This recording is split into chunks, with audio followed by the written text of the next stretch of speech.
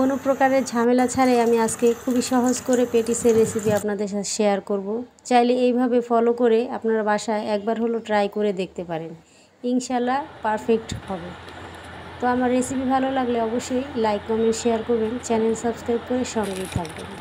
প্রিয় দর্শক, আসসালামু আলাইকুম। নাজমাস কিচেনে সবাইকে শুভেচ্ছা জানিয়ে শুরু করছি আজকের রেসিপি। পেটিস তৈরি করার জন্য প্রথমে 1.5 কাপ ময়দা নিয়ে নিচ্ছি আর স্বাদ মতো লবণ দিয়ে দিচ্ছি। এখন এখানে আমি রান্নার তেল দিয়ে দিব। তেলটা দিয়ে খুব সুন্দর করে ময়ান করে নিতে হবে। আমি এখানে ময়দা ব্যবহার করছি, চাইলে আপনার আটা দিয়েও পেটিসটি তৈরি করে নেওয়া যাবে। আমার ময়ানটা করা হয়ে গেছে। এখন আমি পানি দিয়ে সফট একটা ডো তৈরি করে নিব। ময়দাটা সফট করে মেখে নিয়েছি। এখন ঢেকে 10 মিনিটের জন্য রেস্টে রেখে দিচ্ছি। আর অন্যদিকে আমি আলুর পুরটা তৈরি করে নিব। এখানে আমি আলু আর গাজর কুচি দিয়ে দিচ্ছি আর পেঁয়াজ কুচি দিয়ে দিচ্ছি। 5-6টি কাঁচামরিচ কুচি দিয়েছি। ঝালটা আপনারা পছন্দ অনুযায়ী কম বেশি করে নেবেন। এখন দিয়ে দিচ্ছি গরম মশলার গুঁড়া 1/2 চা চামচ, চিলি ফ্লেক্স 1/2 চা চামচ আর হলুদের গুঁড়া 1/2 চা চামচেরও কম। স্বাদ মতো লবণ দিয়ে এখন সবগুলো খুব সুন্দর করে মেখে নিতে হবে। তো এই পর্যায়ে মাখা হয়ে গেছে। এখানে আমি 1 টেবিল চামচ রান্নার তেল দিয়ে দিচ্ছি। দিয়ে আবারও কিছুক্ষণ মেখে আমি এটা একটা সাইডে সরিয়ে রাখব।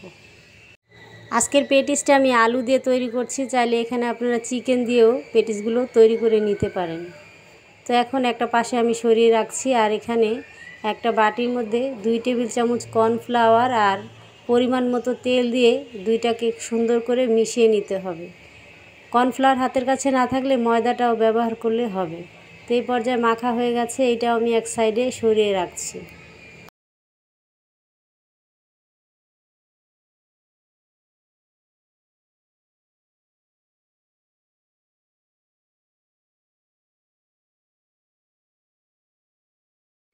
ডোটা অনেকটাই সফট হয়ে গেছে। এখন আমি অর্ধেক করে নিচ্ছি, বাকি অর্ধেক দিয়ে আবারও পরে তৈরি করে নিব। তো এখন একটা বেলনি দিয়ে আমি আস্তে আস্তে একটা রুটি তৈরি করে নিব। রুটিটা যত বড় সম্ভব একটু বড় করে তৈরি করে নিতে হবে। তো বড় করে বেলে নেওয়া হয়ে গেছে। এখন আমি কর্নফ্লাওয়ারের যে মিশ্রণটা তৈরি করেছিলাম ওইটা খুব সুন্দর করে চারপাশে মিশিয়ে দিতে হবে। তো মিশিয়ে দেওয়ার পর এখানে একটু কর্নফ্লাওয়ার ছড়িয়ে দিতে পারেন। আমার দিতে ভুলে গিয়েছিলাম, তাই দেওয়া হয়নি, আপনারা দিয়ে দিবেন। তো এইভাবে করে এক সাইড থেকে আমি এনে খুব সুন্দর করে সব কিছু একসাথে মিশিয়ে দিচ্ছি। কোনো অংশ জানি ছোট বড় না হয়ে থাকে, একসাথে সুন্দর করে ভাঁজটা দিয়ে দিতে হবে।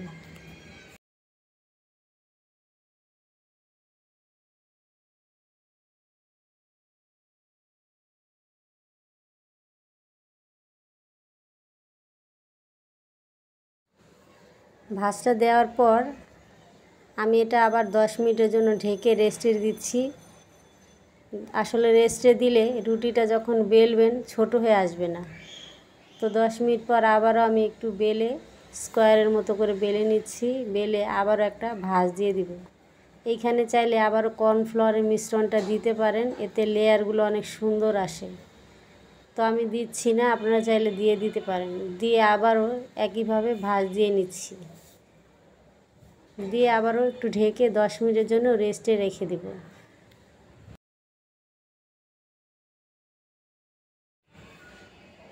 10 মিনিট পর আমি আবারও বেলনি দিয়ে হালকা হাতে বেলে নিয়েছি। এখন সাইডগুলো কেটে নিতে হবে, এতে করে লেয়ারগুলো খুব সুন্দর করে বেরিয়ে আসবে।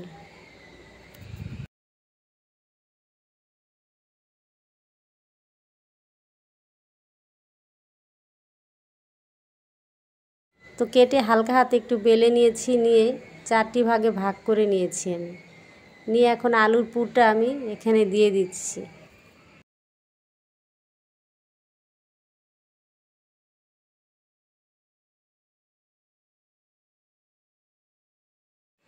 পুরটা দেওয়া হয়ে গেলে চারপাশে একটু পানি লাগিয়ে নেবেন, এতে করে মুখটা খুব সুন্দর করে সিল হয়ে যাবে। তো এইভাবে করে সবগুলো আমি তৈরি করে নিয়েছি।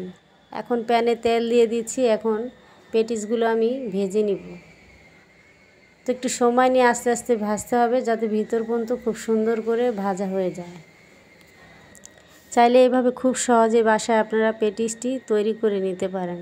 তো আমি কাছ থেকে দেখিয়ে দিচ্ছি কীরকম হয়েছে। দেখতেই পাচ্ছেন কতটা সুন্দর হয়েছে। তো একটা পেটিস আমি আপনাদের সাথে ভেঙে শেয়ার করছি, পেটিসগুলো কতটা ক্রিস্পি এবং ক্রাঞ্চি হয়েছে। তো আজকে এখানেই বিদায় নিচ্ছি। সবাই ভালো থাকবেন, সুস্থ থাকবেন। আল্লাহ হাফেজ।